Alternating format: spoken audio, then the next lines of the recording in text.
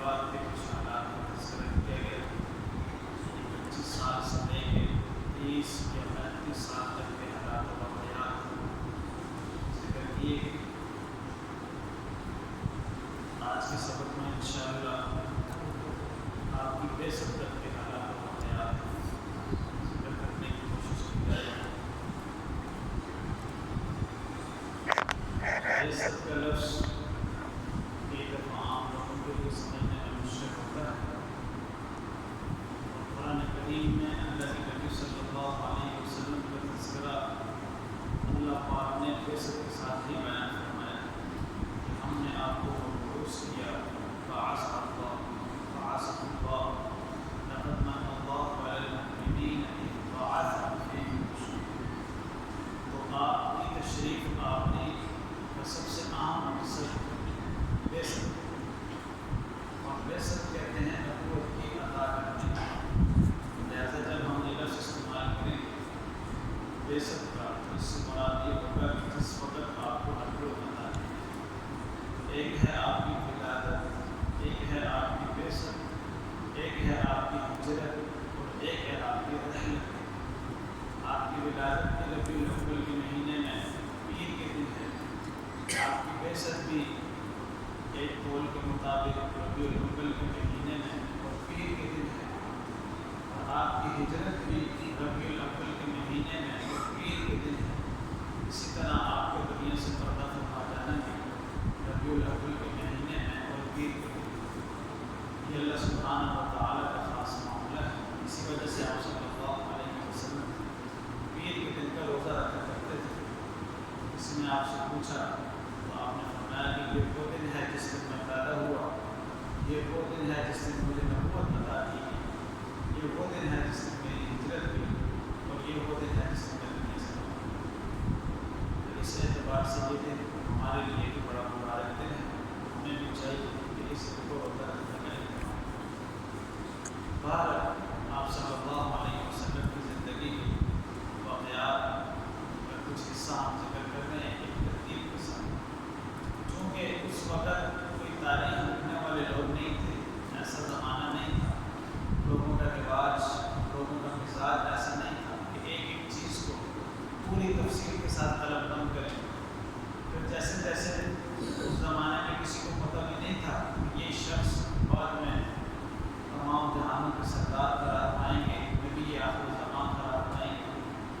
کم قریب میں یہ بچپن میں کسی کو پتہ نہیں ہوتا کہ یہ بچہ بڑا ہو کیا بنے گا، تو اس وقت کے حالات و واقعات میں سب ہے۔ لیکن ہمارے نبی صلی اللہ علیہ وسلم چونکہ محبوب کائنات ہیں، اس لیے اللہ سبحانہ و تعالیٰ نے یہ بندوبست کیا ہے کہ بعد میں بھی لوگوں نے پہلے کے حالات ذکر کر دیے اور کچھ نہ کچھ حصہ اس کا ہم تک پہنچایا۔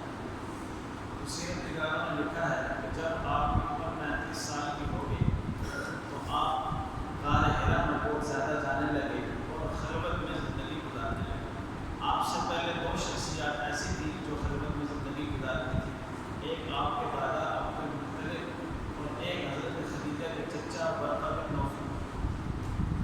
تو اس وقت جو وقت آپ نے غار حرا میں گزارا، جو بعثت کے قریب کا زمانہ ہے، اس میں کچھ واقعات ہوئے، مخصوص قسم کے واقعات جنہوں نے پوری دنیا میں لوگوں کو متعارف کرایا، لوگوں کو یہ خبر پہنچائی کہ ان قریب ایک نبی کا ظہور ہونے والا ہے جو بہت عظیم الشان ہوں گے، اور وہی آخری نبی ہے۔ تو اس کے واقعات کی ترتیب اس طرح ہے کہ آپ صلی اللہ علیہ وسلم جب پہ جاتے قضائے حاجت کے لیے تو کافی دور چلے جاتے، تو رستے میں آپ کو پتھر بھی سلام کرتے، درخت بھی سلام کرتے، اور اس طرح کہتے السلام علیکم یا رسول اللہ، ایسے الفاظ کہتے ہوئے آپ تھوڑا سا پریشان ہو جاتے کہ یہ پتھر اور یہ درخت ایسے الفاظ بالکل کہتے۔ اسی طرح جب آپ غار کی تنہائیوں میں جاتے ہیں تو جبرائیل علیہ السلام یا کوئی بھی فرشتہ آپ کو آواز دیتا کہ آپ اللہ کے رسول ہیں، میں جبرائیل ہوں، اللہ کی طرف سے آپ کو بھیجا گیا اور مجھے اللہ کی طرف سے آپ کے پاس بھیجا گیا۔ ایسے الفاظ آپ سنتے تو آپ تھوڑا سا پریشان ہو جاتے ہیں کہ یہ میرے ساتھ کیا معاملہ ہے۔ اسی طرح جب آپ خود کہتے ہیں میں غار کی تنہائی میں تھا، میرے ارد گرد ساری چیز روشن تھی، کوئی اندھیرا نہیں تھا، اور کوئی ہاتھ آتا اور میرے دل کے اندر چلا جاتا اور مجھے اس سے بڑی تسلی بڑا سکون حاصل ہوتا ہے، لیکن پھر بعد میں مجھے گھبراہٹ بھی ہو جاتی ہے کہ یہ میرے ساتھ ہو گیا۔ کہتے ہیں میں نے اپنے چچا کو بتا دیا کہ یہ واقعات میرے ساتھ ہو رہے ہیں، مجھے خواب بھی عجیب قسم کی آ رہی ہیں اور مجھے ایسی آوازیں بھی آ رہی ہیں جو عام طور پہ انسان نہیں سنتا۔ تو آپ کے چچا گھبرا گئے اور آپ کو لے کے چلے گئے ایک ایسے شخص کے پاس کہ جو جھاڑو پھونک کیا کرتا تھا، دم ڈالا کرتا تھا، یہ طریقہ علاج تھا اس کا۔ تو اس کے پاس لے کے چلے گئے تو اس نے جب آپ سے ساری تفصیل معلوم کی تو اس نے کہا کہ آپ کے چچا کو کہ آپ گھبرائیں نا، یہ شیطانی اثرات نہیں ہیں، یہ کہانت کے اثرات نہیں ہیں، ان قریب اس شخص کے اوپر وہی آنے والا ہے جو موسیٰ علیہ السلام کے اوپر آیا، یعنی کہ جبرائیل علیہ السلام۔ اس طرح کے واقعات آپ کے ساتھ ہونے لگے کہ آپ کی جسم میں ہاتھ چلا جاتا ہے، کبھی ایسے لگتا ہے کہ آپ کا دل باہر آ گیا ہے اور وہ روشن ہو گیا ہے، پھر اندر چلا گیا ہے، ایک کیونکہ آپ کو یہ خواب آیا کیونکہ آپ نے دیکھا کہ آپ کی پسلیاں باہر آئیں، پھر آپ کا دل باہر آیا، پھر اس کو صحیح دائیں بائیں شکل کھولا گیا، پھر اندر چلا گیا، پھر پسلیاں جڑ گئی۔ اسی طرح آپ کے ساتھ شق صدر کا واقعہ بھی اس دوران ہوا کہ دو فرشتے آئے، آپ بعد میں تھے، سیڑھی لے کے اترے اور انہوں نے ایک دوسرے سے کہا یہ وہی ہیں، انہوں نے کہا وہی ہیں، انہوں نے کہا ان کو لٹا دو، آپ کو لٹا دیا، آپ بولنا چاہ رہے تھے لیکن آپ بول نہیں پائے، آپ ہلنا چاہ رہے تھے لیکن آپ ہل نہیں پائے، انہوں نے آپ کو دل میں ڈالا، اس کو دھویا، اس کو درست کیا، پھر اسی طرح آپ کے دل میں رکھ دیا اور باتیں یہ کر رہے تھے کہ یہ دل کائنات کا سب سے پاکیزہ دل ہے، یہ کائنات کا سب سے صاف اور ستھرا دل ہے، اس دل کے اندر کوئی کینہ نہیں، کوئی حسد نہیں، کوئی بخیلی نہیں، اس دل کے اندر کوئی شیطانی باتیں نہیں، بلکہ اس دل کے اندر نورانیت ہی نورانیت ہے۔ اس طرح کی باتیں کر کے آپ کو دل لگا دیا۔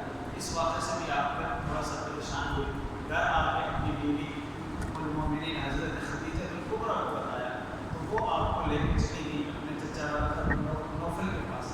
تو انہوں نے کہا بھتیجے مجھے سارے قصے سناؤ جو آپ کے ساتھ پیش آئے ہیں، تو آپ نے سارے واقعات سنائے۔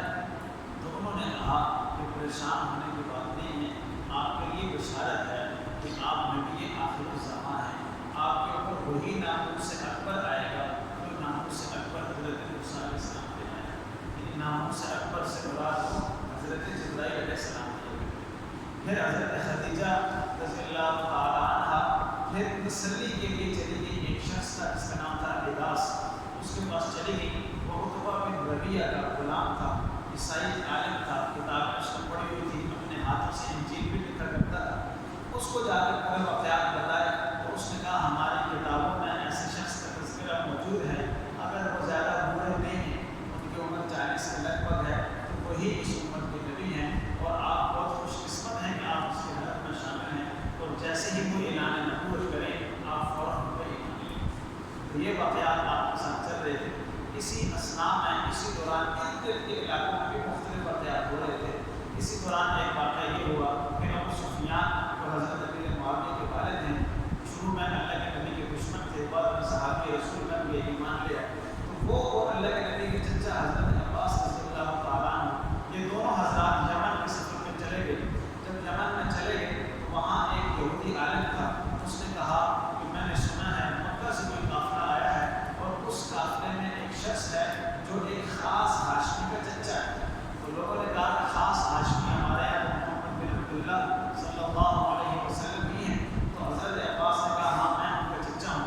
تو اس یہودی عالم نے آپ سے سوال پوچھے کہ اس کی عمر کتنی ہے، اس کا اخلاق کیسا ہے، لوگوں کے ساتھ رویہ کیسا ہے، آج کل وہ زندگی کس طرح گزار رہا ہے، یہ سارے جوابات انہوں نے دیے۔ تو اس نے کہا کہ وہ شخص ہماری قوم کا نبی ہے، پوری امت کے لیے اسے بھیجا گیا ہے، اس کے اوپر تم نے فوراً ایمان لیا، اور اگر یہودی اس کو پائیں گے تو اس کو قتل کریں گے۔ یہ الفاظ جب کہے تو ابو سفیان نے حضرت عباس سے کہا کہ دیکھیں آپ کے بھتیجے سے تو یہودی بھی ڈر رہے ہیں۔ تو حضرت عباس نے کہا ابو سفیان سے کہ کیا آپ ان پہ ایمان لائیں گے؟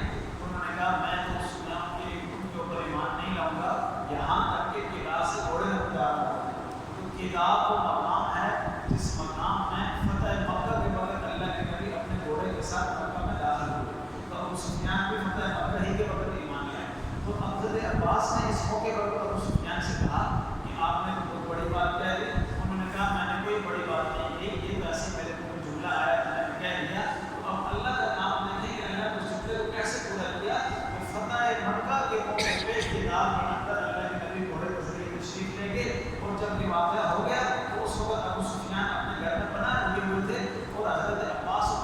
قریبی دوست تھے. وہ حضرت عباس کے پاس آئے اور کہا کہ مجھے اللہ کے نبی کے پاس لے جاؤ, میں مسلمان ہونا چاہتا ہوں. تو حضرت عباس نے پھر اتنے سال پرانا واقعہ سنایا کہ تم اور میں یمن گئے تھے اور وہاں یہودی عالم نے یہ بات کہی تھی اور آپ نے کہا تھا کہ جب تک گدا سے گھوڑے نہ آ جائیں میں ایمان نہیں لاؤں گا. تو دیکھو اللہ نے کیسے ہمارے ایمان کو پورا کیا کہ تم اسی وقت ایمان لا رہے ہو کہ جب مکہ فتح ہو چکا اور گدا سے گھوڑے نہ نکال ہو چکے.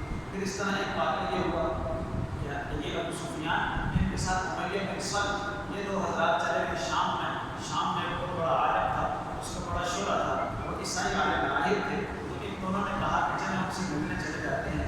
جو ان سے ملنے چلے گئے تو وہاں ہم نے گفتگو شروع کر دی اور سوال پوچھنے شروع کر دیے کہ آپ مکہ سے آئے ہیں, آپ طواف کرنے والے قبیلے کے لوگ ہیں, تو آپ بتائیں آپ کے اندر ایسی خاصیات والا کوئی شخص ہے؟ تو انہوں نے کہا کہ بالکل ہے, ہمارے اندر ایسی خاصیات والا شخص ہے. وہ یہ سمجھ رہے تھے کہ امیہ بن سلط سمجھ رہے تھے کہ وہ ابو سفیان ہے, ابو سفیان سمجھ رہے تھے کہ امیہ بن سلط ہے, تو وہ ایک دوسرے کا سمجھ رہے تھے. پھر اس نے کہا کہ نہیں وہ قبیلہ عرب کے مناف میں سے ہوگا. پھر یہ دونوں سمجھنے لگے کہ وہ عتبہ بن ربیعہ ہوگا. عتبہ بن ربیعہ کے اندر بھی بڑی اچھی قواعد صفات تھیں. تو پھر انہوں نے سمجھا کہ عتبہ بن ربیعہ ہوگا. پھر اس یہودی عالم نے کہا, عیسائی عالم نے کہا کہ ان کی عمر 40 سال کے لگ بھگ ہوگی. تو پھر انہوں نے کہا کہ یہ عتبہ بن ربیعہ بھی نہیں ہے. پھر ان دونوں نے اس سے پوچھا اس کا ظہور کب ہوا؟ تو اس عالم نے جواب دیا اس کا ظہور شام کے زلزلے کے بعد ہوگا, شام کے زلزلے کے بعد ہوگا. تو شام نے کہا اس سے پہلے 28 29 زلزلے آ چکے تھے اور بڑی تباہی ہوئی تھی. تو اس موقع پہ پھر زلزلہ آ گیا. یہ دونوں جیسے شام سے نکلے مکہ کی طرف تو انہیں خبر ملی کہ شام میں زلزلہ آیا اور اس نے بڑی تباہی مچا دی. جب یہ لوگ وہاں مکہ میں پہنچے تو انہیں پتہ چلا کہ محمد صلی اللہ علیہ وسلم نے دعویٰ خود کر دیا ہے. تو اس وقت ان دونوں نے ایک دوسرے سے کہا کہ کیا شام کے عالم کی باتیں سچی تھی؟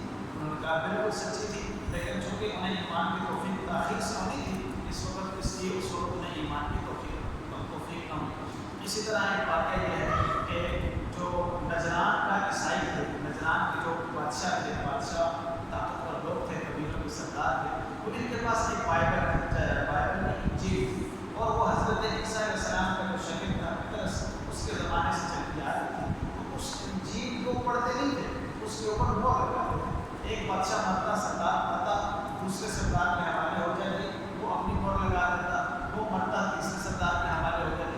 اس طرح وہ نسل در نسل چلتے ہوئے آ رہی تھی. تو اس وقت جو آدمی سردار تھا وہ اپنے بیٹے کے ساتھ سفر پہ جا رہا تھا, تو رستے میں وہ گر گیا, اسے ٹھوکر لگی. تو بیٹے نے کہا کہ دور والے کے لیے بدبختی ہو, دور والے سے بات اللہ کے نبی انہوں نے لے لیے. تو اس نے کہا ایسا نہ کہو, یہی آخری امت کے نبی ہیں اور ہماری کتابوں میں یہ بشارتیں لکھی ہوئی ہیں. تم میرے پر وہ نہ لگانا بلکہ اس کو کھول کے پڑھ لینا. تو اس لڑکے نے جب کھول کے پڑھا, اللہ کے نبی کی ساری صفات اس انجیل میں لکھی ہوئی تھی. وہ شخص اللہ کے نبی کی خدمت میں حاضر ہوا. اس وقت ظہور اسلام شروع ہو چکا تھا, وہ آپ کو مرتد مسلمان.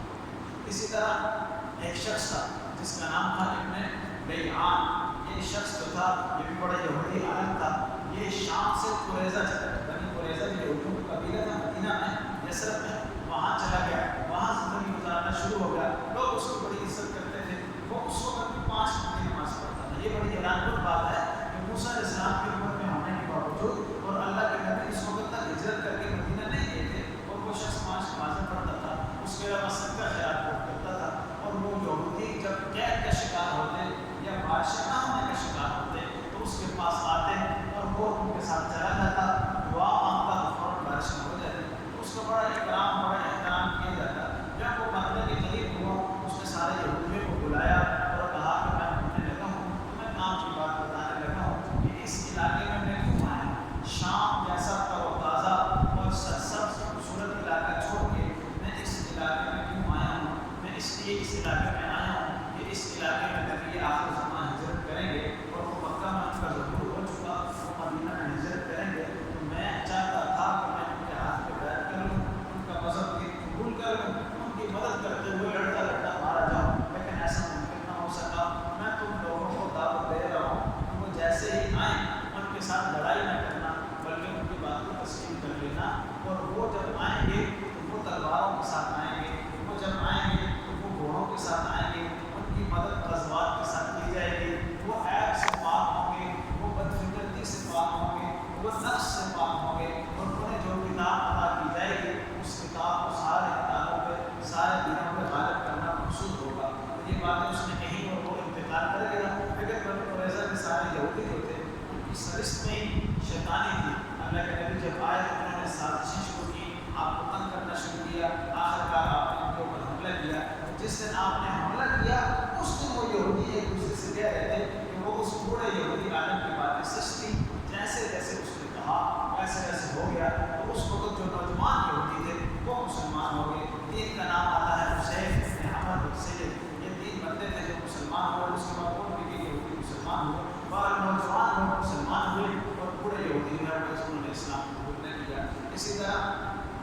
قبیلہ جرہم کا ایک بزرگ تھا، جدہ میں رہا کرتا تھا، اس کے پاس جب مکہ کے لوگ گزرے تو اس نے انہیں بلایا اور کہا کہ کیا مکہ میں کوئی نئی بات ہوئی ہے؟ انہوں نے کہا ہمیں تو نہیں پتا۔ اس نے کہا کہ یہ ستارہ آج میں نے طلوع ہوتے دیکھا ہے، یہ ستارہ نشانی ہے نبوت کی، آج نبوت طلوع ہو گئی اور یہ ستارہ جو طلوع ہوا ہے یہ کبھی غروب نہیں ہوگا، لہٰذا جو نبوت آج طلوع ہوئی ہے یہ کبھی غروب نہیں ہوگی۔ اور میرا علم کہتا ہے کہ اس کے طلوع کا جو مقام ہے وہ مکہ المکرمہ ہے، اور تم مکہ کے رہنے والے ہو، وہاں جا کے دیکھنا اگر کسی نے نبوت کا دعویٰ کیا ہوا اور اس کے اندر یہ علامات ہیں تو فوراً اس کے ہاتھ میں ایمان قبول کر لینا۔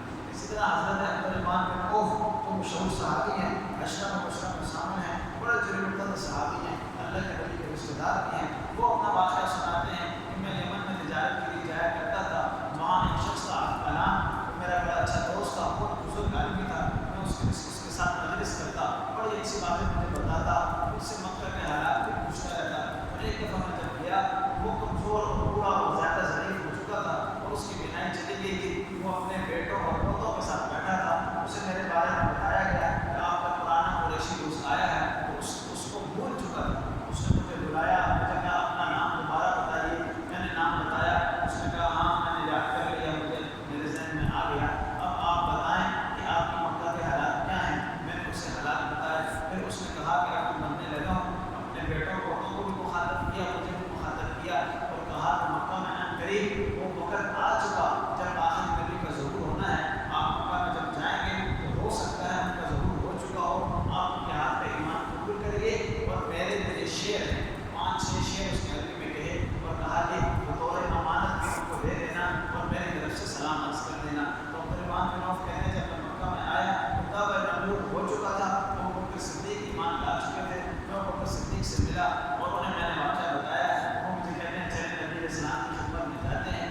جیسے ہی ہم نبی کریم کی خدمت میں گئے وہ مجھے دیکھ کے مسکرائے اور کہا خوش اخلاق آدمی آ گیا، اور پھر کہا میری امانت لاؤ، میری امانت دے دو۔ تو میں اس آدمی نے جو شعر کہے ہیں وہ شعر سنا دو، انہوں نے شعر سنائے اور وہ کہتے ہیں میں حیران رہ گیا کہ میں نے کسی کو بتایا نہیں تھا سوائے ابوبکر صدیق کے، اور ابوبکر صدیق تو میرے ساتھ ہی گئے تھے، انہوں نے بھی اللہ کے نبی کو نہیں بتایا، ان کو پتہ چل گیا۔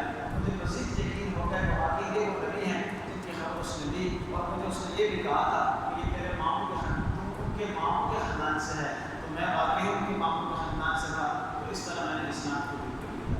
اسی طرح حضرت طلحہ کی روایت ہے، وہ کہتے ہیں میں ایک علاقے میں گیا ہوا تھا، اس علاقے میں ایک شخص مجھے ملا، اس نے غور سے مجھے دیکھا اور کہا مجھے قریشی لگتے ہو، انہوں نے کہا ہاں میں قریشی ہوں۔ اس نے کہا کہ تمہارے اندر نبوت کا ظہور ہو چکا؟ میں نے کہا مجھے اس بارے میں کچھ پتہ نہیں۔ اس نے کہا جب جاؤ گے وہاں ایک نبی کو پاؤ گے، وہ نبی بڑا عظیم الشان ہوگا، جو اس کو مقابلہ کرنے کی کوشش کرے گا اس کو تباہ و برباد کر لیا جائے گا، جو اس کا ساتھ دے گا سمندر اس کو رستہ دے گے، آسمان اس کے لیے چھت فراہم کرے گا، سورج اس کو روشنی دے گا۔ اس طرح کی کافی باتیں انہوں نے کی اور کہا کہ اگر جاؤ ایسے نبی کو پاؤ فوراً ایمان لے آنا۔ حضرت طلحہ کہتے ہیں میں جیسے ہی مکہ میں آیا تو مکہ میں ایک شور اٹھا ہوا تھا کہ اس بندے نے نبوت کا دعویٰ کر دیا، اس بندے نے نبوت کا دعویٰ کر دیا۔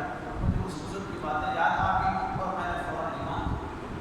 تو یہ سارے حالات، اس طرح کے اور بھی کئی واقعات ہیں، کافی زیادہ واقعات ہیں، اور یہ واقعات ایسے ہیں کہ انسان دنگ رہ جاتا ہے کہ اللہ سبحانہ و تعالیٰ نے کس طرح ہر طرف آپ کی نبوت کی خوشخبری پھیلا دی، آپ کی نبوت کی بات پھیلا دی۔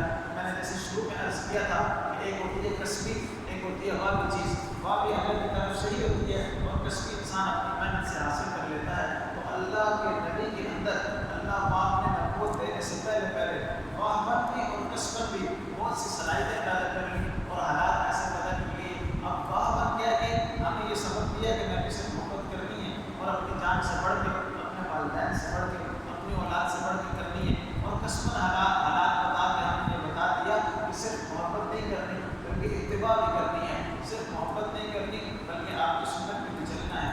اب ہم یہ نہیں کہہ سکتے کہ وہ تو بڑے خاص تھے، وہ تو بڑے مبارک تھے، ہم ایسا نہیں کر سکتے۔ تو اللہ نے بتا دیا کچھ حالات وہ بھی ہیں، وہ بھی تو نہیں کر سکتے، کچھ حالات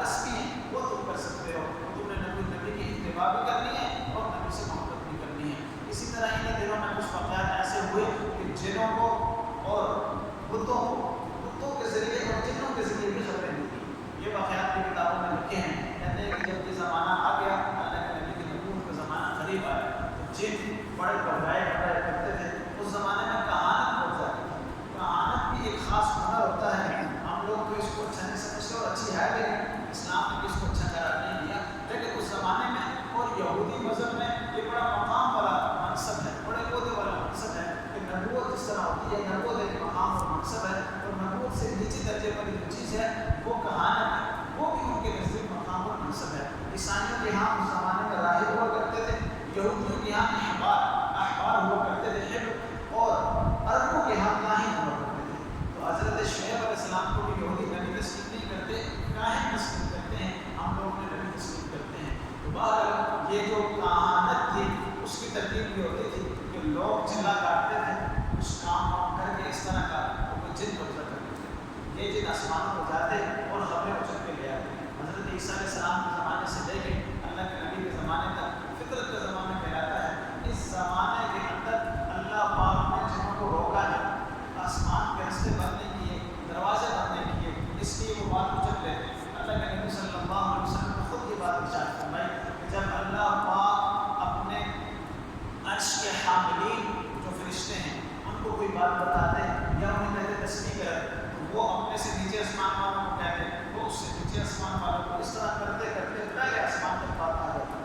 تو پہلے آسمان والے فرشتے کہتے بھائی کس چیز کی تسبیح کرنی ہے اور کیوں کرنی ہے، کیا وجہ ہے؟ وہ اوپر والے سے پوچھتے، اس طرح کرتے کرتے حاملین عرش تک وہ بات چلی جاتی، وہ پھر بتا دیتے کہ یہ وجہ ہوئی ہے۔ تو وہ فرشتے جو شیطان ہوتے تھے، جو جنات ہوتے تھے، وہ وہاں سے بات چک لیتے اور آ کے کاہنوں کو بتا دیتے، اور کاہن پھر 5-6 باتیں اپنے آپ سے ملا کے ایک اسٹوری اور کہانی بنا کے پھیلا دیتے۔ اب کبھی ان کی باتیں سچی نکل آتی، کبھی ان کی باتیں جھوٹی نکل آتی۔ جب سچی نکل آتی تو ان کا شورا ہو جاتا، جب جھوٹی نکل آتی تو وہ ان میں تعمیلیں کر دیتے کہ دیکھیں نا میں نے تو ایسے کہا تھا، اس وجہ سے یہ ہو گیا۔ اس طرح ایک مشہور قصہ بھی ہے لطیفہ کے طور پہ کہ ایک بزرگ اپنے آپ کو یہ کہنے والا ایک آدمی تھا، جب اس کے پاس لوگ جاتے ہیں پوچھتے بیٹا ہوگا یا بیٹی، تو وہ کہتا بیٹا نہ بیٹی، بیٹا نہ بیٹی۔ جب بیٹا ہو جائے تو کہتا دیکھا ہے میں نے کہا بیٹا نہ بیٹی، اور اگر بیٹی ہو جائے تو وہ کہتا دیکھا میں نے کہا نا بیٹا نہ بیٹی، دونوں نہ ہوتے تو کہتا میں نے کہا بیٹا نہ بیٹی، اور اگر دونوں ہو جاتے تو کہا میں نے کہا بیٹا نہ بیٹی دونوں۔ تو اس طرح وہ تعلیم کر لیا کرتے اور اپنے لیے مسئلہ دبا کر لیا کرتے۔ تو اس طرح وہ کہانت کا دور تھا، اس زمانے میں بہت زیادہ لوگ کاہن تھے۔ تو ایک شخص کہتا ہے کہ میں بھی کاہن تھا اور میں ایک سفر میں چلا گیا، راستے میں مجھے آرام کرنے کی ضرورت پڑی تو میں لیٹ گیا اور میرا جن آیا، اس نے مجھے ٹھوکر ماری، حالانکہ اس سے پہلے کبھی اس نے مجھے ٹھوکر نہیں ماری تھی۔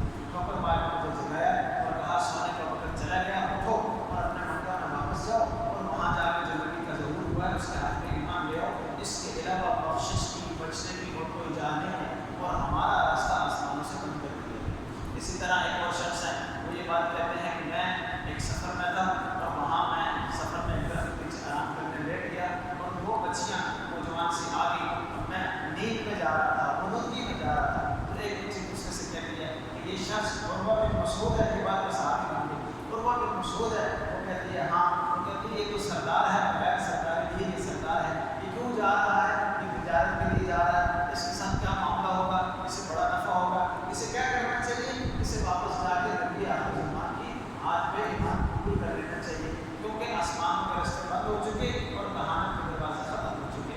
وہ کہتے ہیں میں اٹھا، میں نے دیکھا تو کوئی نہیں تھا، لیکن جب میں مکہ میں پہنچا تو میں نے وہ حالات دیکھ لیے۔ اسی طرح جب یہ بات ہوئی تو یہ جنات بھاگے ادھر ادھر گئے تھے، تو یہ ابلیس اپنے سردار کے پاس چلے گئے، تو ابلیس نے کہا کہ یہ جب آسمانوں کے دروازے بند ہو رہے ہیں اور ہمیں شہاب ساجد مارے جا رہے ہیں، ہمارے لیے کوئی مشکل پیدا ہو گئی ہے، دیکھو دنیا میں کیا واقعہ ہوا، یہ سارے گھومے پوری دنیا میں گھومے، لیکن کوئی فرق نہ سکا کہ کیا واقعہ ہوا۔ پھر اس نے ایک ترکیب کی، اس نے کہا ہر علاقے کی ٹکڑی اٹھا کے لے آؤ، تو سارے جنات جہاں جہاں گئے وہاں سے منڈی اٹھا کے لے آئے، اور جو جن مکہ کی ٹکڑی اٹھا کے لے گیا اس نے سو گئی، پھر اسے سارا واقعہ یاد آ گیا جس میں اللہ کے نبی پیدا ہوئے تھے، وہ دن اس کے لیے بڑا مشکل تھا، بڑا تکلیف میں تھا، اس نے بڑی سزا اس کو دی گئی، تو وہ اسے بڑا رویا، بڑا چلایا، بڑی اچھی مختار اس نے کی تھی، اسے وہ قصہ یاد آ گیا۔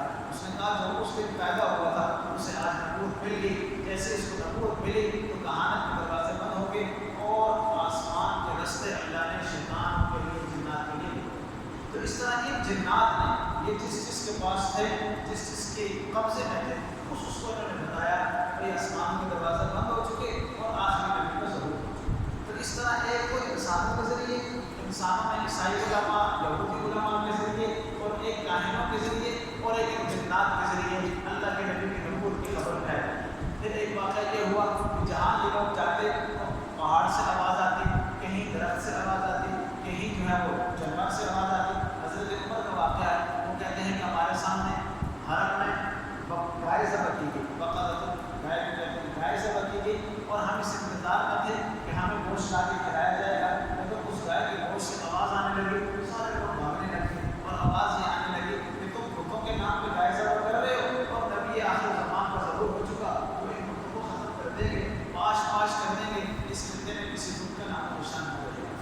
بات جب سنی سب نے سب بات کی اور اس گائے کا گوشت کسی نے کھایا. اسی طرح ایک شخص اونٹ پہ جا رہا تھا اور وہ شام کی طرف جا رہا تھا اور رستے میں اس نے اونٹ نے مارا. پھر اونٹ پہ بیٹھتا پھر اس کو گراتا. اس نے مجھ سے کہا کہ تمہیں کیا ہو گیا ہے؟ میں نے تو ایسا کبھی نہیں کیا. اور اس اونٹ نے کہا تمہیں پتہ نہیں کہ مکہ میں نبی آخر زمان کا ظہور ہونے والا ہے اور تم مجھے شام لے کے جا رہا ہے؟ چل دونوں چلتے ہیں نبی کے دربار میں کا دیدار سے مشرف ہوتے ہیں. تو اس طرح کے واقعات جنات کی زبانی میں, جانوروں کی زبانی میں, پہاڑوں کی زبانی میں ہونے لگے. اور کچھ بت وغیرہ جو بنایا ہوئے تھے انہوں نے وہ بت بھی گرنے لگے. ہر دوسرے دن کوئی بت ہوتے وہ گر جاتا. جب اس کو اٹھاتے تو اس کے اندر سے یہی آواز آتی کہ ہمیں گرا رہنے دو, کہ اس کے بعد ہم نے گرا ہی رہنا ہے, کیونکہ جو ہمیں گرانے والا ہے وہ آ چکا, جس نے ہمیں توڑنا ہے, جس نے ہمیں ختم کرنا ہے, اس کا لوگ ہو چکا. تو اس طرح کی باتیں پورے علاقے میں پھیل چکی تھی. ہر بندے کو شوق تھا, ہر بندے کو اشتیاق تھا کہ جو باتیں ہم سن رہے ہیں اس کی حقیقت کب ظاہر ہوگی اور یہ کب ایسا واقعہ ہوگا کہ ہم دیکھیں گے کہ کوئی شخص خود کا دعویٰ کرے. لیکن جیسے ہی دعویٰ ہوا, کچھ لوگوں نے حسد کی وجہ سے, کچھ لوگوں نے تعصب کی وجہ سے, کچھ لوگوں نے بخیلی کی وجہ سے نہیں مانا. تو آج بھی جو لوگ دین کو سمجھتے ہوئے, دین کو جانتے ہوئے, اسلام کو سمجھتے ہوئے اس کے اوپر عمل نہیں کرتے, یہی وجوہات ہوتی ہیں جو اس زمانے میں تھی. ابو جہل سے اس کے دوست نے کہا تھا کیا تمہیں یقین ہے کہ یہ شخص جھوٹا ہے؟ تو ابو جہل نے کہا کہ اس سے زیادہ عزیز کوئی نہیں, اس سے زیادہ معزز کوئی نہیں, اس سے زیادہ سچا کوئی نہیں. لیکن کیا کریں, ہم اس کو نبی مان لیں تو سرداری بھی ہاشم کے پاس, متولیت بھی ہاشم کے پاس, اور فیصلے ججوں کے بھی ہاشم کے پاس, زمزم کی جو ذمہ داری ہے وہ بھی ہاشموں کے پاس, اور اب محمود کی کے پاس چلے جائے, ہمارے پاس کیا ہے. تو اس وجہ سے اس نے نہیں مانا, جبکہ اسے پورا یقین تھا کہ آپ آخری نبی ہیں. اس کے باوجود اس نے اپنے لیے جہنم کو خرید لیا. اس طرح یہودیوں کے بارے میں اللہ پاک قرآن کریم میں فرماتے ہیں الذین یعرفونہ کما یعرفون ابناءہم, یہ ہمارے نبی کو ایسے پہچانتے ہیں جیسے اپنے بیٹوں کو کوئی پہچانتا ہے. کہ بیٹوں کو ماں پاگل بھی ہو جائے تو اپنے بیٹوں کو نہیں بھولتی. تو اس طرح یہ کبھی نہیں بھولیں گے کہ آپ نبی آخر زمان ہیں, لیکن یہ ضد کی وجہ سے معاف نہیں گئے. اسی طرح قرآن کریم میں ہے کہ اللہ پاک نے جب کہ کچھ یہودیوں نے اللہ کے نبی کو اپنی خفیہ باتیں بتا دی, اپنی تورات کی باتیں بتا دی, تو دوسرے یہودیوں نے کہا تحدثونہم بما فتح اللہ علیکم, کہ جو انعامات اللہ نے تم پہ کیے اور جو باتیں اللہ نے تمہیں بتائی ہیں تم ان لوگوں کو بتا رہے ہو. کل قیامت کو یہ لوگ اللہ کے سامنے کہیں گے کہ انہیں تو پتہ تھا کہ آخری نبی ہم ہیں, پھر بھی یہ نہیں مانے, تو تم یہ باتیں کیوں بتا رہے ہو کہ یہ ہمارے خلاف حجت قائم کر رہی ہے. تو اللہ پاک نے قرآن میں اس کو ذکر کر دیا اللہ کے بارے میں, اور کہا کہ تم کیا سمجھتے ہو کہ یہ اللہ کی بات معلوم ہے؟ اللہ کو تو سب معلوم ہے, اور یہ بات تو تمہیں بھی معلوم ہے, اور تمہارے پاس قیامت میں جواب کوئی نہ ہوگا. اس لیے آج موقع ہے, آج وقت ہے کہ تم ان کے آتے ہیں. اسی طرح کچھ موقعوں پہ ایسی آوازیں آتی رہی کہ اب عیسائیت منسوخ ہو چکی, اب یہودیت منسوخ ہو چکی, اب نئے کتاب کے لیے کامیابی صرف اللہ کے نبی کو. اس طرح کی آوازیں منسوخ. تو یہ سارے وہ حالات تھے جو آپ کی عمر کے 35 سال سے لے کے 40 سال کے عرصے تک چلے. اب جب 40 سال آپ کی عمر, اسی طرح اسی ترتیب کے ساتھ آپ جو ہے وہ ہمارے ہجرت جایا کرتے تھے. 6 مہینے, ابتدائی 6 مہینے آپ کو خواب آتے رہے, رویائے صادقہ, رویائے صالحہ آپ کو آتے رہے. جو کچھ آپ خواب میں دیکھتے وہ واقعہ آپ آنکھوں سے ضرور پذیر ہونا بھی دیکھتے تھے, اور ساتھ میں یہ آوازیں آپ کو آنے لگی حضرت جبرائیل کی کہ میں جبریل ہوں, آپ رسول اللہ ہیں, اور اللہ کی طرف سے ہم بھیجے ہوئے ہیں, ان قریب آپ کو کتاب نازل ہونے والی ہے. اسی طرح اسرافیل جنہوں نے شروع کرنا ہے وہ آپ کے ساتھ ہوتے, آپ کو محسوس ہوتا کہ میرے ساتھ یہ ہے, اور وہ بات بتا دیتے کہ میں آپ کے ساتھ اس لیے ہوں کہ جس طرح آپ کے بعد قیامت ہے اور قیامت میں نے بھوگنی ہے, تو اس طرح میں آپ کی حفاظت بھی کروں گا جب تک کہ قیامت میں گزارنا ہو جائے, یا جب تک کہ اللہ مجھے واپس نہ لگائے. تو اس طرح کے حالات و واقعات ہوتے رہے تاکہ اللہ کے نبی کے اندر اس کو تحمل کرنے کی کامل صورت واضح ہو جائے, اور آپ جو ہے اس وے کو قبول کرنے کے لیے مکمل طور پہ تیار ہو جائے. اور ایسے واقعات کے بعد جب آپ جاتے ورثہ بن نوفل کے پاس یا اپنی بیوی کے پاس, تو وہ آپ کو تسلی دیتے اور وہ کہتے ہیں آپ کے اندر کوئی برائی نہیں, آپ کے اندر کوئی عیب نہیں, اس لیے آپ کے ساتھ جو باتیں ہو رہے ہیں یہ حقیقت میں آپ کو نبی بنانے کے لیے ہو رہے ہیں. اور پھر جیسے ہم ذکر کر چکے کہ حضرت خدیجہ نے آپ کے ساتھ شادی کی اس وجہ سے کی, انہیں پتہ چل چکا تھا کہ آپ ہی اپنی آخر زماں ہیں, اس وجہ سے انہوں نے آپ کو پیغام بھیجا. اس لیے وہ تو بڑی خوش ہوتی تھی, وہ تو اس انتظار میں تھی کہ کس دن آپ آ کے ہمیں وہی سنائیں اور اسی دن ہم اقرار کر لیں